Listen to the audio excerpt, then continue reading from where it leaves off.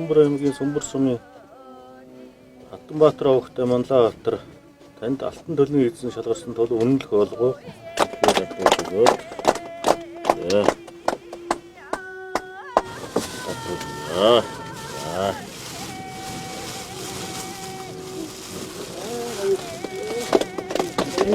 Онд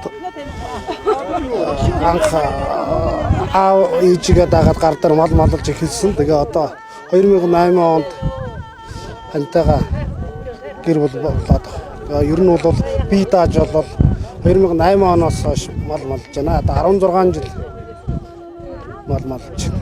Тэд ерөнхийдөө нэг жил болгоо нэг 500-аас 600-ийн хооронд тул авдаг байгаа.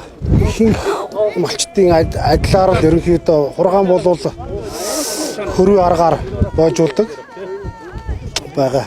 Үнэхээр баяртай байна. Тэгээ хөдөлмөрийн өмнө үнэлж ийм төрийн дэд солон төрсөндөө баяртай байна. Амин гор нутгийнхаа удирдлагууд болон нутгийн хаан, хонгор нутгийн найз нөхөд айл сагалдаг малчтад бас их баярлж байна. Төрүүлж гисэн ижээ аавуудаа бас их баярлж байна. Үнэхээр их баяртай байна.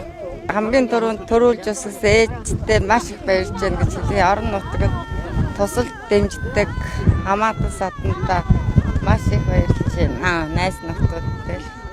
Алтан төлний шагнал бол одоо улсын аваргын шагнал, цаашлаад одоо Гавьяат малчин хөдөлмөрийн баатар гэдэг олон шагналын эхлэл байдаг. Та бүдгийн одоо энэ малчин хаан мал маллах ажил хөдөлмөр энэ сэтгэл зүтгэл бол бас Монгол улсын эдийн засагт, говь сүмбэрийн эдийн засагт бас томоохон хувь нэмэр оруулдаг бас хэлье. За тэгээд одоо тоххой улсын аварга болох болтугай гэж хүсэе өрөөё.